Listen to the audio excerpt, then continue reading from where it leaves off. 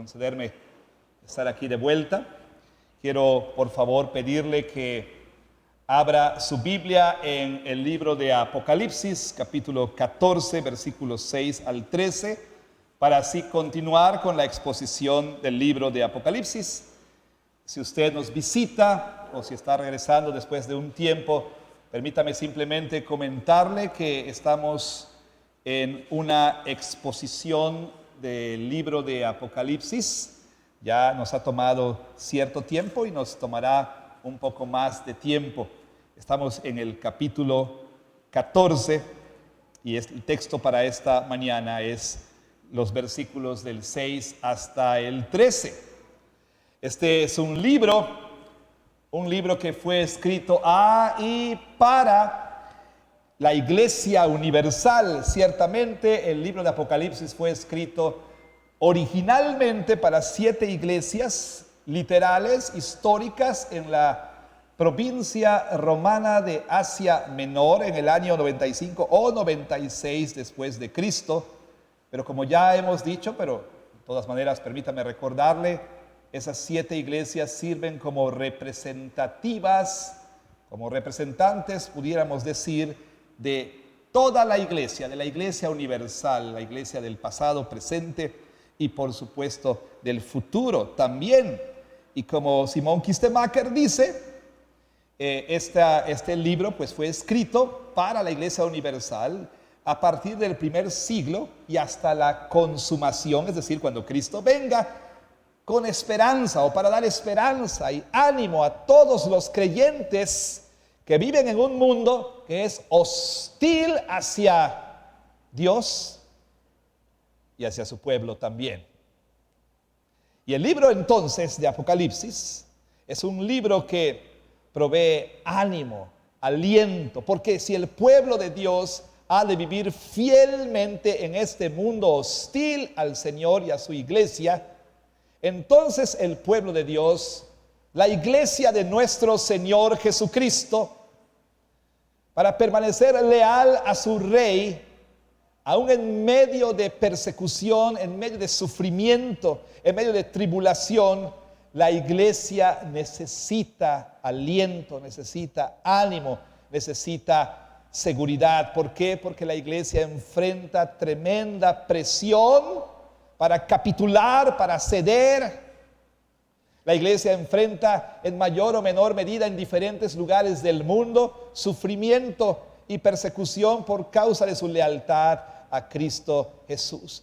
Y si la iglesia ha de permanecer fiel a Jesucristo, entonces necesita seguridad. Y este libro, el libro de Apocalipsis, le provee a la iglesia de esta seguridad. ¿Por qué? Porque el libro de Apocalipsis nos dice que detrás de las escenas de la historia y a pesar de las vicisitudes, de las tribulaciones, de los sufrimientos, de la persecución que la iglesia enfrenta en el mundo, el Señor Jesucristo, su Señor, está en su trono y Él está fielmente llevando a cabo su plan para el mundo. Pero si la iglesia ha de permanecer fiel, también necesita una correcta visión del mundo. ¿Por qué? Porque cuando vemos el mundo con estos ojos físicos, podemos nosotros recibir un mensaje equivocado, y el mensaje equivocado que podemos recibir es que nadie gobierna este mundo, que este mundo está fuera de control, que las cosas están empeorando para la iglesia, que no hay remedio, que la iglesia está perdiendo. Por eso es que la iglesia necesita de una correcta visión del mundo, de una correcta cosmovisión. Y el libro de Apocalipsis nos da esa cosmovisión, porque el libro de Apocalipsis nos ayuda a darle sentido a lo que vemos, a lo que leemos, a lo que escuchamos, a la realidad, a la historia, a lo que la iglesia enfrenta, porque nos da acceso a cosas que no podemos ver, cosas que son invisibles a estos ojos físicos. El libro de Apocalipsis nos muestra el verdadero origen de los sufrimientos de la iglesia, porque nos permite entonces ver que debajo de lo que la iglesia enfrenta hay un conflicto espiritual más profundo, el cual es originado, el cual proviene del enemigo más grande de Cristo y de la iglesia, que es el dragón, la serpiente antigua, el diablo y Satanás, a quien vemos en el capítulo 12 en su fiera persecución en contra de la iglesia, y en el capítulo 13 lo vemos llamar y usar a dos de sus principales agentes para llevar a cabo su guerra en contra de la iglesia de Jesucristo. Esos agentes son las dos bestias, y Juan ya nos ha dado una descripción de cuán vicioso y cuán fiero es el ataque, o cuán ferozmente estas bestias persiguen a la iglesia. Lo hacen por medio de forzar la adoración de la bestia, y también por medio de forzar lealtad a la bestia a través de una marca en la mano derecha o en la frente. Es decir, estas bestias hacen que todos los habitantes de la tierra le den su lealtad en pensamiento y obra. Y aunque muchos creyentes fieles han sido, son y serán asesinados debido a su lealtad, debido a su compromiso inquebrantable de fidelidad a Cristo Jesús, a ellos se les asegura de su destino final, como vimos hace 15 días, la vez anterior. ¿Cuál es nuestro destino final? Cantar un cántico de victoria en presencia del Cordero. Vimos hace 15 días que nuestro cántico de lamento, todos nuestros lamentos van a dar lugar a un cántico de victoria en presencia del Cordero. En ese entonces nos hicimos una pregunta muy importante, y la pregunta fue: ¿vale la pena seguir al Cordero? ¿Vale la pena seguir a Jesús? Y dijimos sí, por supuesto, absolutamente. Y ahora Juan continúa animando a su pueblo, pero ahora mostrándoles un contraste vívido entre el destino de los que son leales a la bestia y el destino de aquellos que permanecen fieles a Jesucristo. Y por cierto, mis gestos no tienen que ver con que este es el lado de la bestia y es el de Cristo, ¿ok? Entonces tengo que ver cómo hacerle para no dar esa impresión. Una vez más, hay un contraste vívido aquí en el capítulo 14 entre el destino de los que son leales a la bestia y el destino de los que permanecen fieles a Jesucristo. Nosotros vimos en los primeros 5 versículos cuál es el destino de los que permanecen fieles a Cristo. Ahora vamos a ver las consecuencias de dar nuestra lealtad a la bestia. Vamos a orar. Señor, te rogamos en el nombre de Jesús que nos permitas esta mañana escuchar una clara y fiel exposición de tu santísima palabra.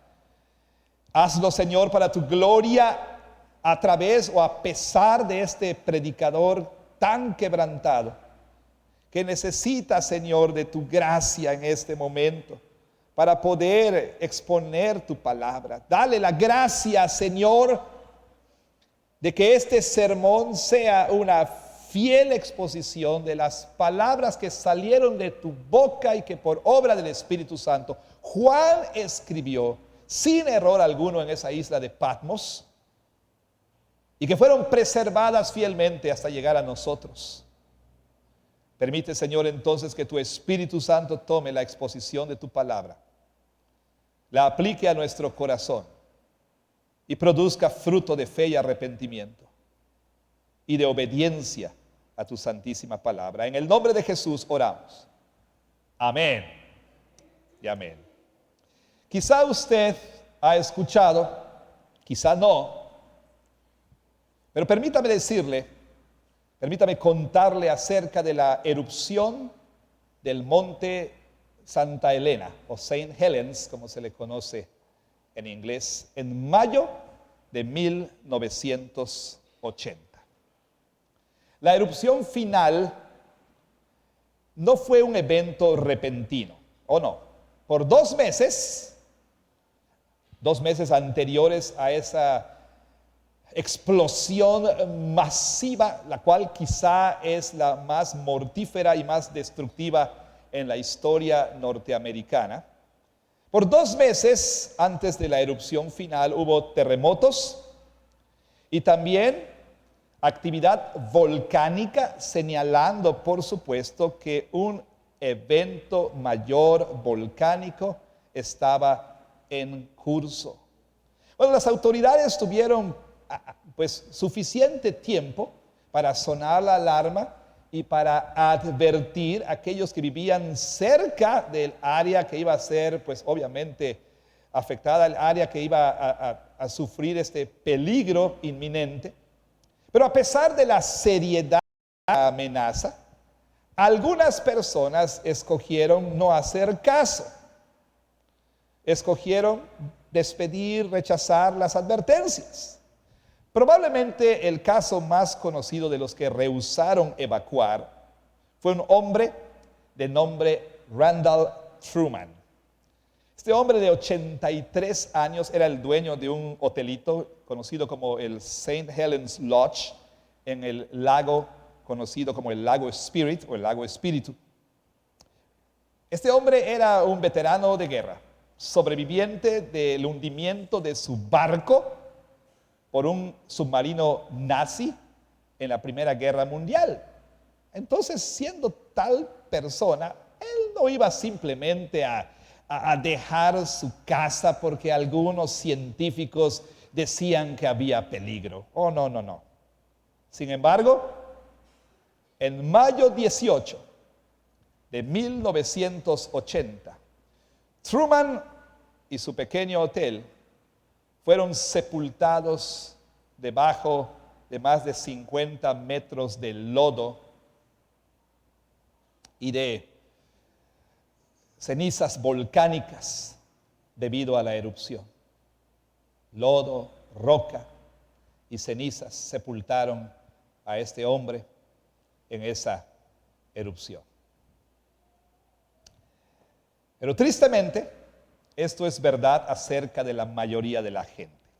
Quizá incluyéndome a mí mismo e incluyéndole a usted. Porque como Randall Truman, por varias razones también, tendemos a no hacer caso a las advertencias. Ese persistente dolor en el cuerpo. Hermanas, esa luz que se enciende en el tablero del coche. Esa grieta en la pared. Esa palabra amorosa pero firme de un hermano en Cristo. Ese consejo médico, etcétera, etcétera. Ninguna de estas y de otras señales de advertencia o mensajes de advertencia debieran ser rechazados, despedidos. No debieran ser tomados a la ligera, debieran ser tomados seriamente. Sin embargo, la mayoría de nosotros tendemos a no hacer caso a las advertencias. Tendemos nosotros a no prestar atención a los mensajes de advertencia. Sin embargo, Juan, en este pasaje, da a sus lectores o habla de 3 mensajes que debieran ser tomados con mucha más seriedad que el mensaje de advertencia acerca de la erupción del monte Santa Elena. 3 mensajes que deben ser tomados con absoluta seriedad, especialmente por parte de aquellos que no son creyentes en Cristo. Y sin embargo, también por aquellos que son creyentes en Cristo. Y la pregunta es, ¿por qué? ¿Por qué debieran ser tomados con seriedad? Porque aquellos que rehúsan escuchar, aquellos que rehúsan tomarlos con seriedad, sufrirán castigo eterno. algo mucho peor que 50 metros de lodo y roca y ceniza volcánica. Pero aquellos que permanecen fieles y leales a Cristo Jesús recibirán una recompensa eterna. Bueno, la última vez que estuvimos aquí, hace 2 semanas, como dije hace un momento, respondimos a la pregunta: ¿vale la pena creer en y seguir a Cristo Jesús? ¿Vale la pena? Y nuestra respuesta fue absolutamente. Vale la pena. ¿Vale la pena sufrir hasta el punto de persecución y muerte por ser leales y fieles a Cristo Jesús? Respondimos absolutamente. Ahora Juan va a responder a otra pregunta. Y la pregunta es: ¿vale la pena dar tu lealtad a la bestia? ¿Vale la pena ser leal a la bestia? En nuestro texto tenemos una respuesta a esa pregunta. Recordará usted que en los versículos 1 al 5 vimos lo que ocurre a aquellos que rehúsan. ¿Qué les sucede a aquellos que rehúsan adorar a la bestia y recibir su marca? Versículos 1 al 5. Ahí vimos que entonces estarán frente al Cordero, en presencia del Cordero. Ni uno de ellos se perderá y cantarán un cántico de victoria. Pero aquí en nuestro texto se nos muestra lo que ocurre con aquellos que le dan su lealtad a la bestia. Y el texto está dividido en esta manera. Primero que nada, tenemos 3 mensajes angelicales. Versículos 6 al 11.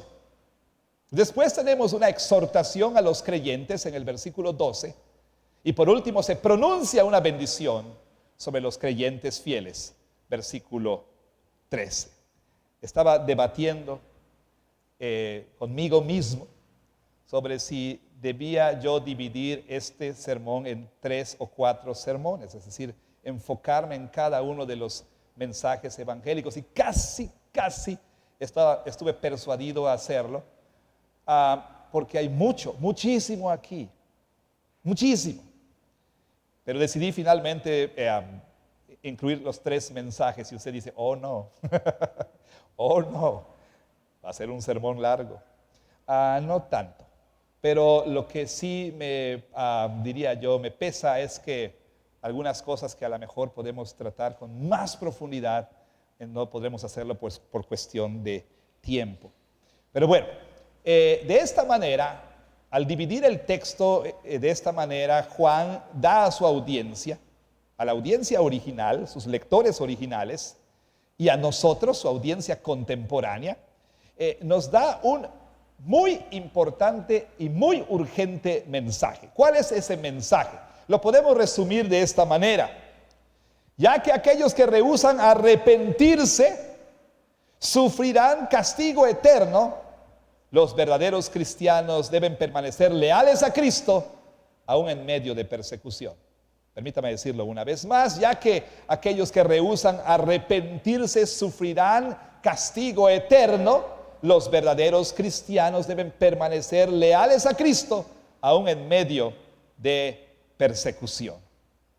Bueno, veamos entonces esos 3 mensajes lo más brevemente posible. Estos 3 mensajes que menciona Juan en este texto. Mensaje número 1. ¿En qué consiste este mensaje número 1? Lo encontramos en los versículos 6 al 7. Y este mensaje, este primer mensaje, es un llamado universal, es decir, a todos, al arrepentimiento. Versículos 6 y 7, dice así la palabra del Señor: vi volar por el medio del cielo a otro ángel que tenía el evangelio eterno para predicarlo a los moradores de la tierra, a toda nación, tribu, lengua y pueblo, diciendo a gran voz: teman a Dios y denle gloria, porque la hora de su juicio ha llegado, y adoren a aquel que hizo el cielo y la tierra, el mar y las fuentes de las aguas. Las hermanas mayores aquí recordarán un canto, en esa época le llamaban coritos, que se cantaba en la iglesia, que decía: temed a Dios y dale honra. ¿Algunos se acuerdan de ese? Bueno, está tomado verbatim, o sea, palabra por palabra de estos versículos. Ahora, Juan nos dice que él vio otro ángel y la palabra otro pues es intrigante hasta cierto punto porque ¿qué quiere decir con otro ángel? Bueno, la última vez que vimos a un ser angelical en el libro de Apocalipsis fue cuando vimos al ángel que tenía la séptima trompeta en la serie de juicios de las trompetas. Esto es en el capítulo 11, versículo 15. Ahora Juan nos introduce a otro grupo de ángeles, 3 en total. Y cada uno de estos ángeles recibe la orden de proclamar un mensaje, es decir, 3 mensajes en total. El primer ángel se nos dice, vuela y se posiciona en medio del cielo. ¿Por qué? Pues para ser visto por todos, para ser escuchado por todos. Más adelante se nos dice que proclama con una voz muy fuerte para que todos le escuchen. Y entonces se nos dice que este ángel es el portador. La Reina Valera dice, noten ustedes, versículo 6, que él era el portador del evangelio eterno. Ahora, interesantemente, en el original no hay artículo definido. O sea, no hay el evangelio eterno. Lo que ha motivado un debate entre los eruditos, entre los que saben, ¿verdad? Un debate con respecto a que si este mensaje que está proclamando es el evangelio o es un evangelio especial para el último tiempo, es otro mensaje. Bueno, toda clase de discusiones con respecto a la falta del artículo definido. Algunos dicen, no es el evangelio. Otros dicen, sí, es el evangelio. La Reina Valera opta por interpretar, de acuerdo al contexto, que es el evangelio.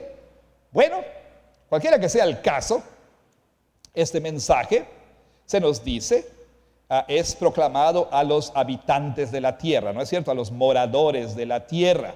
Tenía el evangelio para predicarlo a los moradores de la tierra, a toda nación, tribu, lengua y pueblo. Bueno, estas expresiones, moradores de la tierra y nación, tribu, pueblo y lengua, o en cualquier orden que quiera decirlo, son hasta cierto punto frases técnicas en Apocalipsis que se refieren a grupos específicos de personas. Ambas expresiones pudieran referirse a los salvos y a los no salvos, a los creyentes y a los no creyentes. Nada más que en Apocalipsis, moradores de la tierra casi siempre se refiere a los incrédulos, ¿sí? Pero ¿qué de la otra frase? Nación, pueblo, tribu, lengua. Bueno, algunas veces, como veremos, se refiere a los que son salvos, pero a partir del capítulo 10 ya se empieza a referir a los que no son salvos. Cosa que nos puede indicar que después de todo, a lo mejor esta no es una proclamación del evangelio con vista a la salvación de las personas. Precisamente tenemos que hacernos esta pregunta: ¿es este evangelio un anuncio de buenas nuevas? ¿Es la proclamación de este evangelio diseñada o está diseñada para conducir a la gente al arrepentimiento? Bueno, concuerdo con un comentarista con el hecho de que este anuncio enfatiza el aspecto judicial del evangelio. Y dirá usted, ¿qué es esto?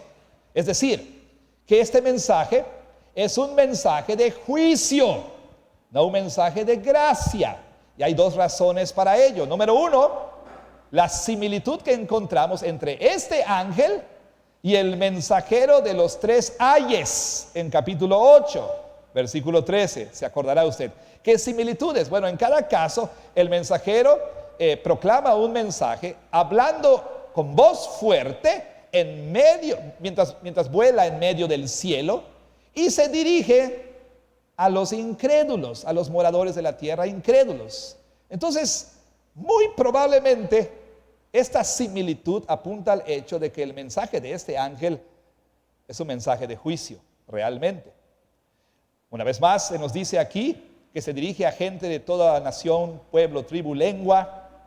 Como les dije, esta expresión en la primera parte del libro se refiere a los salvos, capítulo 5, versículo 9, capítulo 7, versículo 9. Sin embargo, comenzando en el capítulo 10, versículo 11 y en adelante, se refiere a los perdidos. Entonces, como dice un comentarista, este ángel está proclamando el evangelio eterno, no necesariamente como buenas nuevas, sino como un recordatorio de la verdad permanente de Dios. Este ángel llama a hombres y mujeres a escuchar y a responder al mensaje de Dios, antes de que el juicio venga. Ahora, hay otra razón. Y la razón es que los versículos que siguen después enfatizan precisamente el aspecto judicial del Evangelio, es decir, cuál será el castigo para aquellos que no obedecen al Evangelio. ¿Y por qué digo los que no obedecen al Evangelio? Porque en primera instancia el Evangelio es un mandato. Dice la palabra de Dios que Jesucristo vino predicando, anunciando el Evangelio y diciendo que arrepiéntanse y crean. El reino se ha acercado, por lo tanto arrepiéntanse y crean. El Evangelio es un mandato. Se nos manda a arrepentirnos y se nos manda creer en Cristo Jesús. En los siguientes versículos del capítulo 14, es decir, versículos 8 y en adelante, vamos a ver entonces cuál será el castigo eterno para aquellos que rehúsan obedecer el Evangelio. Y además, el mensaje parece ser un mensaje de juicio por el hecho de que el capítulo 14, véalo usted, alcanza su clímax en los versículos 14 al 20 con dos descripciones del juicio final. O sea, esto da a entender que este mensaje es un mensaje que más que proclamar salvación está proclamando juicio para los que no se arrepienten. Sin embargo, el contenido de esta proclamación parece indicar que hay también, como dije, un llamado al arrepentimiento que involucra pues la posibilidad de conversión. Pero aún que el mensajero angelical estuviera dando una última oportunidad para arrepentirse y ser salvos, lo que sigue en el texto parece indicar que el mensaje no es escuchado, que no se le presta atención. ¿Y cuál es el mensaje? Versículo 7. ¿Qué dice el versículo 7? Diciendo a gran voz: teman a Dios y denle gloria, porque la hora de su juicio ha llegado, y adoren a aquel que hizo el cielo y la tierra, el mar y las fuentes de las aguas. Lo que tenemos aquí es un mandamiento, es un mandato, es una orden. Teman a Dios, denle gloria, adoren a Dios. Pero aquí hay algo que pasa desapercibido. Y aquí ayudan los eruditos, que nos indican, por ejemplo, que en el griego la idea es esta. Cuando dice teman a Dios, denle gloria, adórenle, la idea es en el griego: comiencen a temer a Dios, comiencen a darle gloria, comiencen a adorarle. ¿Qué quiere decir esto? Bueno, esto nos dice entonces que este mensaje se dirige a personas que han rehusado temer a Dios, que han rehusado darle la gloria, que han rehusado adorarle. Gente que ha hecho a un lado a Dios y que rehúsa honrarle. Hermanos, esta es la esencia del pecado. A veces pensamos que pecado consiste principal y primordialmente en hacer cosas malas. Bueno, hacer cosas malas, por supuesto, es pecado. Pero el pecado es mucho más horrendo y mucho más profundo que eso. Pablo nos dice en Romanos capítulo 1 que la esencia del pecado de la humanidad, que por lo tanto hace a todos los seres humanos culpables delante de Dios, es esta: habiendo conocido a Dios. Romanos 1:21. Habiendo conocido a Dios, no le glorificaron como a Dios, ni le dieron gracias, sino que se envanecieron en sus razonamientos y su necio corazón fue entenebrecido. Profesando ser sabios, se hicieron necios y cambiaron la gloria del Dios incorruptible en semejanza de ave y de cuadrúpedo. Es decir, este intercambio nefasto, este horrible, horrendo intercambio, los seres humanos conocieron a Dios, pero no quisieron glorificar a Dios, no quisieron temer a Dios, no quisieron reverenciar a Dios, no quisieron honrar a Dios, no quisieron adorar a Dios. Y en lugar de adorarle, en lugar de someterse a Él, en lugar de honrarle, decidieron adorar algo en la creación en lugar de adorar al Creador. La esencia es idolatría. Es idolatría. Y entonces, aunque pues ciertamente este mandato, teman a Dios, denle gloria, puede interpretarse como por ejemplo con lo que sucedió con Nabucodonosor, que fue forzado por Dios. Dios lo humilló. ¿Se acuerdan? Él dijo, ven esta Babilonia, esta gran Babilonia que yo construí por mi fuerza. ¿Qué hizo Dios? Lo redujo a una bestia, ¿sí? Hasta que reconociera que solo Dios es Dios. Hasta que a él proclamara entonces que Dios es el único soberano. Y así fue. Nabucodonosor le dio gloria a Dios al final. Eso no quiere decir que reconoció, que Nabucodonosor tuvo una experiencia de conversión. Simplemente fue forzado a declarar la verdad. Y como la palabra dice, al final, Filipenses capítulo 2, toda rodilla se doblará y toda lengua va a confesar que Jesucristo es el Señor. ¿Será un acto de sumisión reverente a Cristo? No. Será simplemente un acto de reconocimiento de la verdad. Pudiera ser que eso es lo que está diciendo aquí el ángel. Pudiera ser, porque en la Biblia tenemos ese uso. Pero lo que creo que está sucediendo aquí es que aquí hay un llamado, un llamado final al arrepentimiento. ¿Por qué? Porque se dice, la hora del juicio ha llegado. Esa hora ha llegado.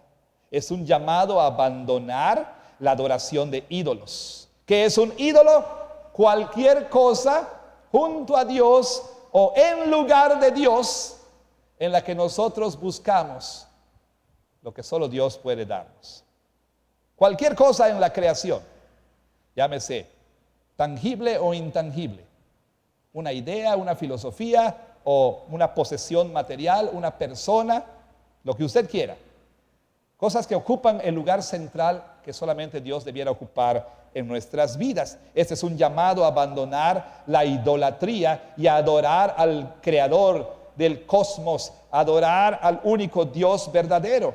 Eso es lo que Pablo le dice a estas personas en Hechos capítulo 14, versículo 15, cuando quisieron ser adorados, él y Bernabé, por la gente, les trajeron ofrendas y quisieron adorarles. Y Pablo dice, ¿por qué hacen esto? Dice Pablo. Nosotros también somos hombres semejantes a ustedes que les anunciamos que de estas vanidades se conviertan al Dios vivo que hizo el cielo y la tierra, el mar y todo lo que en ellos hay. Este es el llamado vehemente de Pablo a estas personas a abandonar la idolatría y es el mismo llamado que tenemos aquí. Sin embargo, este llamado al arrepentimiento no es obedecido.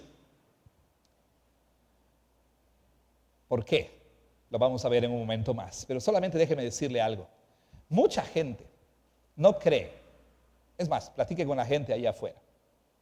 Y la mayoría de las personas no creen que habrá un juicio final. Que la hora del juicio viene.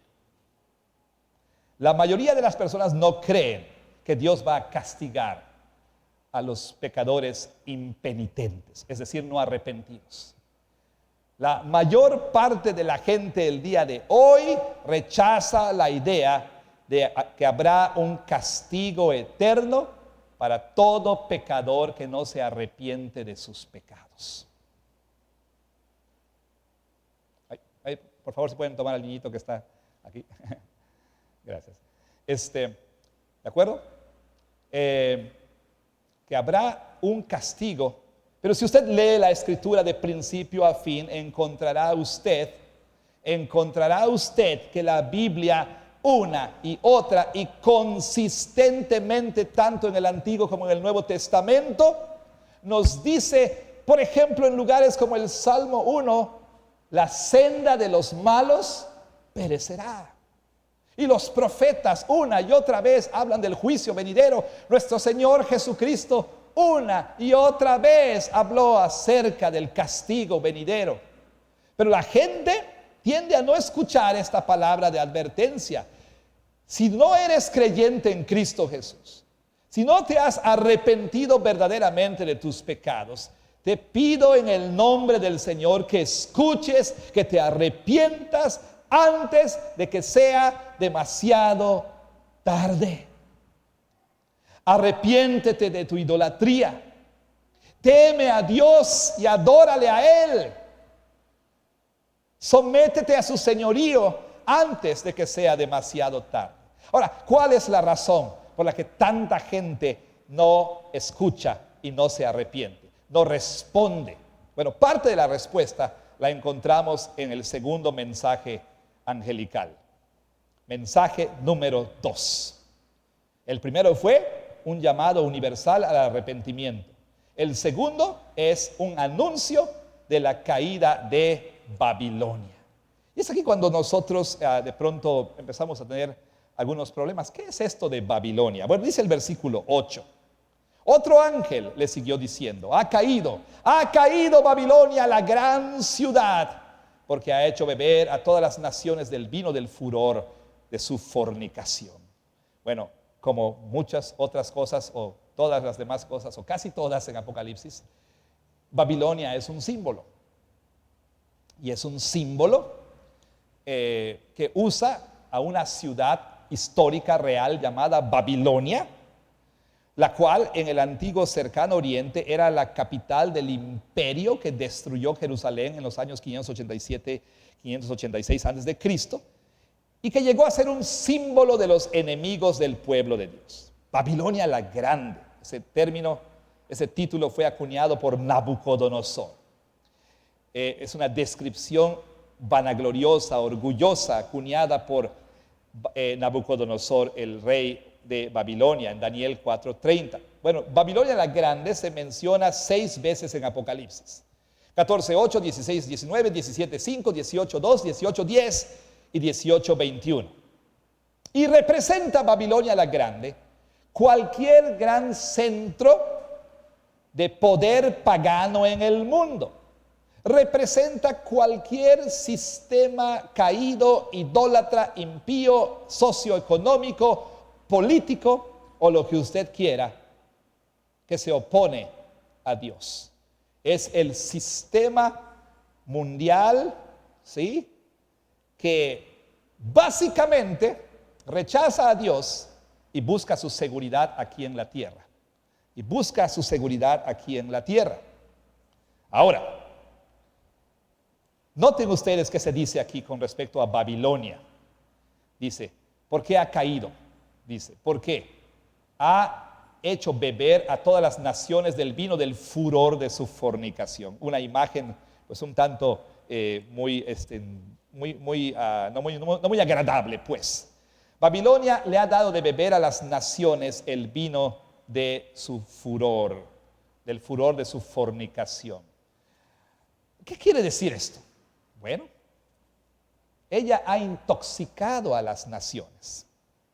Y porque ha intoxicado a las naciones, fácilmente las naciones participan en fornicación espiritual, es decir, idolatría, porque están entumidas e intoxicadas. Vea usted Jeremías 51. ¿Qué dice Jeremías con respecto a Israel, al pueblo de Dios? Jeremías 51. Dice así, versículos 7 y 8. Dice así la palabra de Dios. Copa de oro fue Babilonia en la mano de Jehová, que embriagó a toda la tierra. De su vino bebieron los pueblos, se aturdieron por tanto las naciones. Ahora noten ustedes que ella ha embriagado a las naciones con el vino de su fornicación. La palabra fornicación es la palabra porneia y aparece en Apocalipsis varias veces y siempre está ligada a idolatría. Entonces, ¿de qué está hablando aquí? De que este sistema mundial llamado simbólicamente Babilonia intoxica espiritualmente a las personas para cometer fornicación espiritual, es decir, idolatría. La gente entonces empieza a buscar su seguridad material en Babilonia, porque como dice un comentarista, a la gente se le ha dado de beber, ¿sí? Y por lo tanto, porque han bebido de ese vino, es más fácil que puedan seguir las demandas de Babilonia para poder prosperar. Piensen, por ejemplo, en el desprecio flagrante de las sociedades contemporáneas, sobre todo en Occidente, el desprecio flagrante al día del Señor. ¿Se acuerdan ustedes de esos tiempos cuando casi nada habría en domingo o nada habría en domingo? Hoy el domingo es irrelevante. Entonces, porque las naciones han sido embriagadas por Babilonia, ¿ok? Es más fácil en su embriaguez que puedan ceder a las demandas de Babilonia para prosperar y encontrar prosperidad material y seguridad terrenal. Porque una vez que uno bebe, la influencia intoxicante remueve todo deseo de resistir a la influencia destructiva de Babilonia. Le cega o ciega a uno a la inseguridad última de Babilonia. O sea, nos hace creer que la seguridad que podemos encontrar en una relación o en las finanzas, o como la gente dice, yo estoy invirtiendo en mi salud porque teniendo salud lo tengo todo, ¿no? Y la gente entonces no sabes que no puedo ir a la iglesia porque tengo que trabajar. Entonces no puedo ir a la iglesia porque mis hijos tienen que participar en el torneo, porque les han dado una beca y necesitan la beca para la escuela y por lo tanto, pastor, ya no van a ir a la iglesia los domingos, lo siento mucho, pero es que tienen que conservar la beca. Entonces, y uno empieza a pensar que esta influencia de Babilonia, que esta seguridad que encontramos en Babilonia, pues es para siempre. Pero también la intoxicación remueve todo deseo de resistir esa influencia. Nos hace ciegos a que Babilonia últimamente es insegura y que va a caer, como el ángel anuncia, y nos hace ciegos a la verdad y realidad de que la única fuente de seguridad se encuentra en Dios.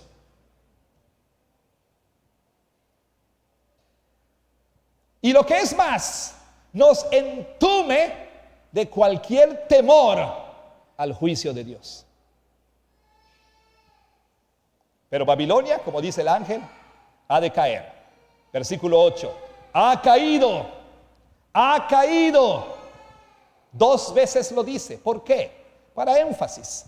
Los escritores en esa cultura no usaban itálicas, ni resaltaban, ni ponían negrillas, ni ponían puras mayúsculas, ni subrayaban el texto para enfatizar, sino que repetían. Ha caído. Entonces nos dice que la caída es ciertísima. Y lo que es más, está hablando de un evento futuro, como si ya hubiera ocurrido. ¿Por qué? Porque es un evento que indefectiblemente va a ocurrir. Babilonia va a caer.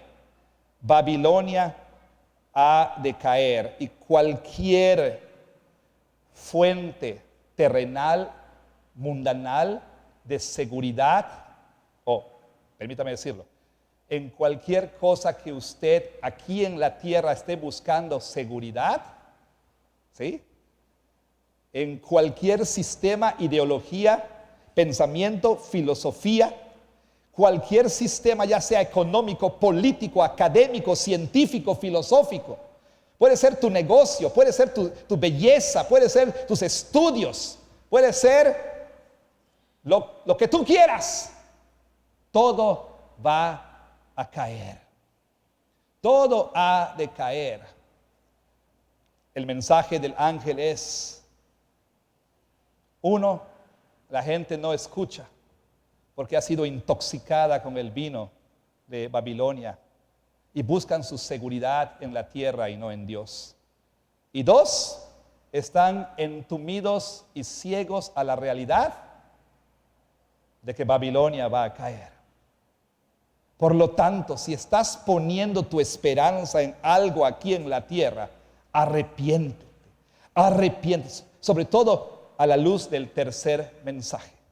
¿Cuál es el tercer mensaje? Versículos 9 al 11.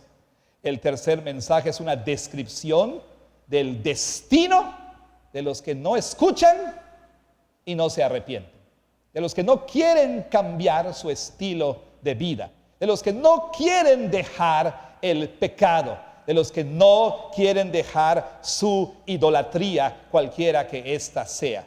Versículos 9 al 11 dice así: y el tercer ángel lo siguió diciendo a gran voz: si alguno adora a la bestia y a su imagen y recibe la marca en su frente o en su mano, él también beberá del vino de la ira de Dios, que ha sido vaciado puro en el cáliz de su ira, y será atormentado con fuego y azufre delante de los santos ángeles y del Cordero. Y el humo de su tormento sube por los siglos de los siglos, y no tienen reposo de día ni de noche los que adoran a la bestia y a su imagen, ni nadie que reciba la marca de su nombre. Hay un tercer mensaje, un tercer mensajero que tiene un mensaje terrible, horrendo, para aquellos que rehúsan arrepentirse a pesar de las advertencias anteriores, a pesar de que se les ha dicho porque la hora del juicio ha llegado, a pesar de que se les ha dicho Babilonia va a caer. No quieren arrepentirse. Y hay algo interesante aquí que lo perdemos de vista por la manera en que la Reina Valera traduce esto. Cuando dice, si alguno adora a la bestia, el tiempo es presente, y en griego el tiempo presente es una acción continua. O sea, la idea sería más o menos algo así como, si alguno continúa adorando a la bestia, si alguno sigue adorando a la bestia y no se arrepiente, esa sería la idea. Si alguno hace caso omiso a esta advertencia y continúa dando su lealtad a la bestia, sufrirá consecuencias gravísimas. Y si alguien está durmiendo ahí junto a usted, despiértelo en este momento, porque tiene que escuchar esto. Lo tiene que escuchar. ¿Cuáles son las consecuencias de dar nuestra lealtad a la bestia? ¿Cuáles son las consecuencias de buscar seguridad y prosperidad aquí en la tierra y no en Dios? Por lo menos puedo mencionar dos, y muy rápidamente, como les dije, esto ameritaría una serie de sermones. Consecuencia número 1, nos dice, ellos beberán, note usted, versículo 10, del vino de la ira de Dios, que ha sido vaciado puro en el cáliz de su ira. ¿De dónde viene esta idea? ¿De dónde viene esta imagen? Hay muchos lugares en el Antiguo Testamento. Vaya conmigo a Jeremías 25:15, por favor. Jeremías 25:15.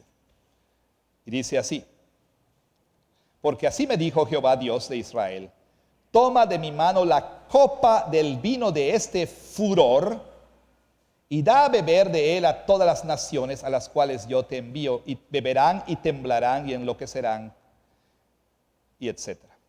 Tomé la copa de la mano de Jehová y la di a beber a todas las naciones. Esta imagen profética nos habla de la realidad de que Dios tiene un cáliz, tiene una copa en su mano, y en este cáliz se ha vertido el vino, nos dice aquí, del furor de la ira de Dios. Salmo 75:8. Vamos al Salmo 75:8 también un momento, por favor. Y ahí leemos lo siguiente. Salmo 75:8. Porque el cáliz está en la mano de Jehová y está fermentado, lleno de mistura, y él derrama del mismo hasta el fondo, lo apurarán y lo beberán todos los impíos de la tierra. ¿Qué es este cáliz? ¿Qué es el contenido, mejor dicho, de este cáliz? Es la ira de Dios. Como dice Pablo, la ira de Dios se está revelando desde el cielo contra toda impiedad e injusticia de los hombres que detienen con injusticia la verdad, que se rehúsan a reconocer a Dios, que rechazan y desprecian a Dios, que ningunean a Dios, que hacen a un lado a Dios, que menosprecian a Dios en sus vidas. Esa ira se ha estado revelando en muchas maneras en el mundo, pero finalmente todas las naciones impías, impenitentes de la tierra, van a beber de este cáliz. Y nos dice aquí, volviendo a Apocalipsis, vea usted en el versículo 10, beberá del vino de la ira de Dios que ha sido vaciado puro. Los griegos tenían la costumbre de mezclar el vino con agua para rebajarle un poquito. Es lo que llaman algunas personas, así lo tomo pintadito, ¿no? Dicen, pero bueno, para bajarle ahí el efecto. O a veces se le ponían especias para aumentar el efecto. Si alguno se quería emborrachar, pues no rebajaba el vino, ¿ok? O lo hacía más potente mediante otras cosas. En este caso, literalmente dice Juan, el vino en ese cáliz está mezclado, no mezclado, así lee el griego, mezclado, no mezclado. Es decir, Dios ha vertido en ese cáliz su ira sin misericordia alguna. En el mundo, Dios está derramando sus juicios en el mundo, pero lo hace con misericordia. Con misericordia. Y eso se expresa en el libro de Apocalipsis de muchas maneras, como por ejemplo, afectó una tercera parte o murió una cuarta parte. O sea, aun que Dios descarga su ira contra toda impiedad e injusticia de los hombres, lo hace mezclando esa ira con misericordia. Prueba de ello es que estamos aquí y que estás aquí. Has permanecido impenitente toda tu vida. Has ninguneado a Dios, has menospreciado a Dios, has rechazado a Dios. Y Dios te ha soportado hasta ahorita y ha sido misericordioso. Y aunque has tenido calamidades, quizá estas han sido con misericordia. Pero algún día, dice Juan, siguiendo a Jeremías y a todos los profetas, las naciones van a beber de ese cáliz. La ira pura de Dios. Ahora bien, hay buenas noticias para los que son verdaderos creyentes aquí. ¿Y cuáles son esas buenas noticias? Que no vas a beber ese cáliz, porque otro lo bebió por ti. Esa noche en el jardín de Getsemaní, Jesús con lágrimas, sudando sangre, oraba a su Padre y decía, Padre, si es posible, pase de mí esta copa. ¿De qué está hablando Jesús? De la copa de Jeremías 21 y de la copa del Salmo 75. El Padre le dice a su Hijo, tienes que beber esta copa. Y Jesús dice, si es posible, pase de mí esta copa. Pero todo lo que hubo como respuesta fue silencio. Y en la cruz Jesús bebió ese cáliz hasta la última gota. La ira no mezclada, la ira pura de Dios. Él sufrió los horrores del infierno, no porque fue físicamente al infierno, sino porque sufrió el castigo del infierno, para que usted y yo no bebamos de ese cáliz, para que usted y yo bebamos otra copa en la mesa del Señor. Creyente, usted tiene esta seguridad. No creyente, usted no. Si no se arrepiente, usted sí beberá de esta copa. ¿Y dónde? ¿Cómo? ¿Es una copa literal que voy a beber?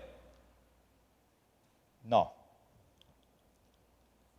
La segunda consecuencia es, versículo 10b, será atormentado con fuego y azufre delante de los santos ángeles y del Cordero. El infierno. El infierno. Un tema tan impopular y tan políticamente no correcto, que está desapareciendo de los púlpitos, está desapareciendo de las iglesias, porque muchos pastores y teólogos y demás ya no creen en el infierno, o no quieren ofender la sensibilidad de la gente, no quieren ofender a personas que tienen ideas seculares, paganas, acerca de Dios. Pero la verdad de las cosas es que este es el destino del impenitente. Y usted sabe que hay muchos mitos acerca del infierno. Mito número 1, el infierno es un lugar de pachanga eterna. No, yo sí quiero ir al infierno porque va a haber barra libre y todas las bonitas van al infierno. El infierno Otros piensan, es el dominio de Satanás. Ahí tiene su trono Satanás. Otros piensan que el infierno es el lugar donde Satanás y sus demonios van a atormentar a la gente. Se van a tomar sus tridentes y van a estar, ¡ja, ja, ja, ja! ¡Quémate! ¿No?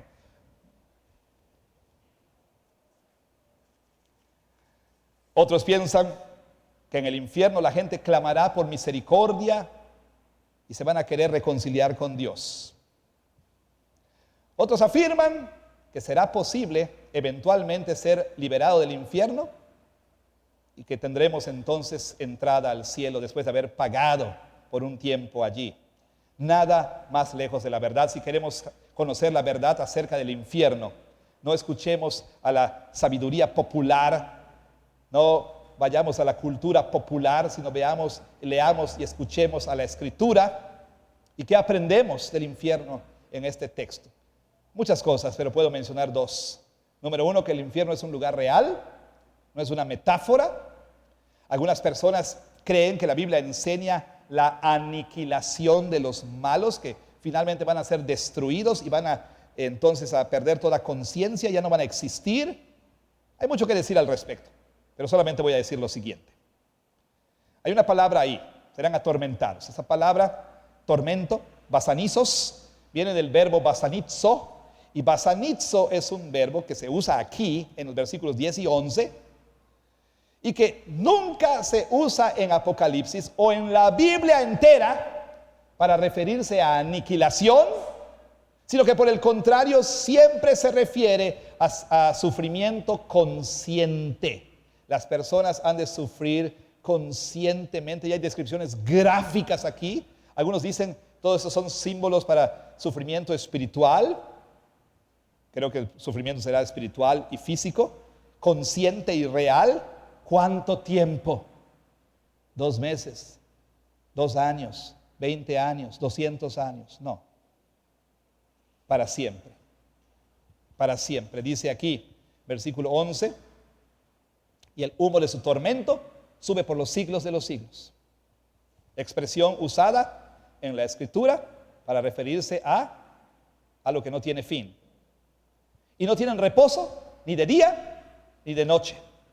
O sea, ¿cuánto tiempo estarás en el infierno? Para siempre. Para siempre.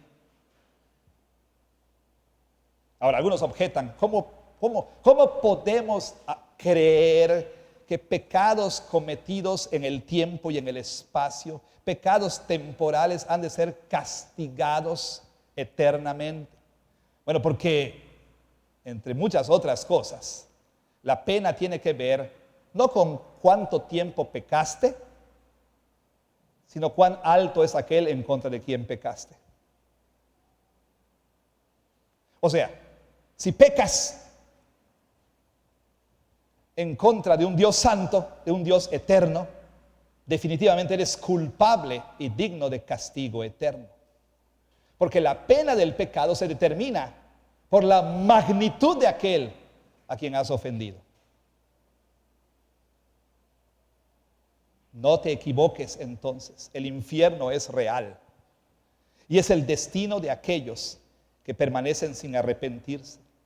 Entonces, si permaneces impenitente, es ahí donde estás yendo.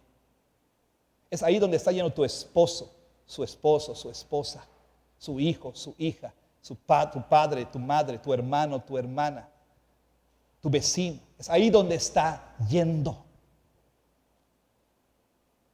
Aquellos de ustedes en la iglesia que siguen aferrados a su estilo de vida sin realmente arrepentirse. Que Dios para ustedes es solamente un asunto de domingo. Es ahí donde estás yendo, al infierno. Y la única manera en que puedes escapar del infierno es arrepentirte de tus pecados y creer en Cristo Jesús como tu Señor y Salvador. Pero en contraste, para concluir, los creyentes reciben una palabra de seguridad. Primero se nos exhorta y se nos dice así en el versículo 12: aquí está la paciencia de los santos, los que guardan los mandamientos de Dios y la fe en Jesús. Note usted cómo describe a los cristianos. ¿Quiénes son los cristianos? Que tienen fe en Cristo. Y esa fe se muestra ¿cómo? guardando los mandamientos de Dios. Hay varios aquí que dicen tengo fe en Jesús, pero no obedecen la palabra de Dios. Entonces no eres un cristiano verdadero. Pero aquellos de ustedes que lo son, aquí hay un llamado a la paciencia, hay un llamado a la perseverancia, hay un llamado a seguir fieles a Cristo. Dice, aquí está este llamado a seguir fieles. Primero que nada, ¿por qué este llamado? ¿Por qué debo seguir fiel? ¿Por qué vale la pena seguir fiel? Para escapar de eso que acabas de escuchar. Y número 2, por la bienaventuranza que se te pronuncia aquí. Versículo 13. Oí una voz que desde el cielo me decía, escribe.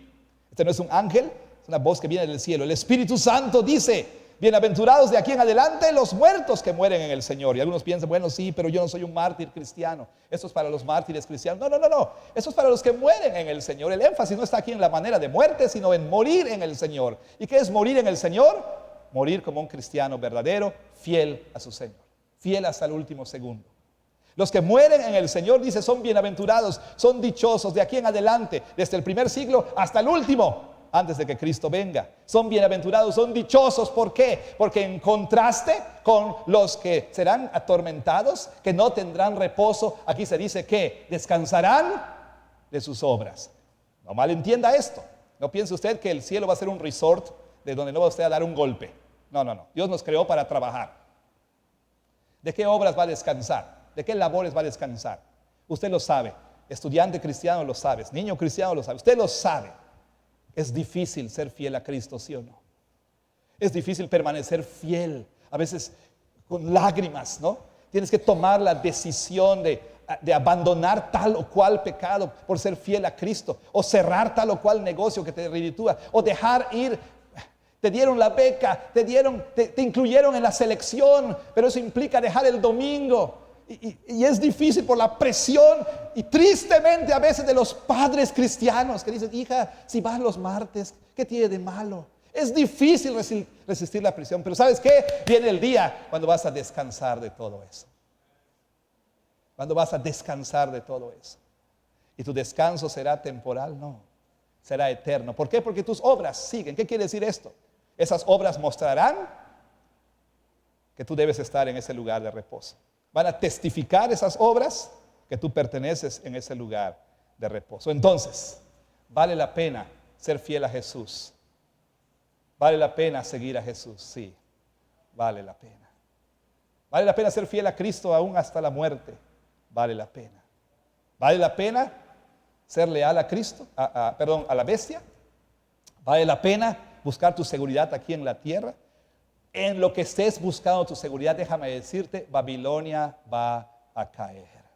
Oro que el Espíritu Santo te despierte de esa intoxicación, que veas a ese joven no cristiano como lo que es, que veas ese negocio lucrativo pero que se interpone entre ti y tu adoración a Cristo, que lo veas como es, que despiertes del estupor, que te desentumas para que veas la realidad de que no hay seguridad en nada aquí en la tierra y que Babilonia ha de caer y que hoy mismo corras a Cristo y huyas del infierno y abraces a Cristo como tu Señor y Salvador personal, para que esta bienaventuranza final también sea tuya.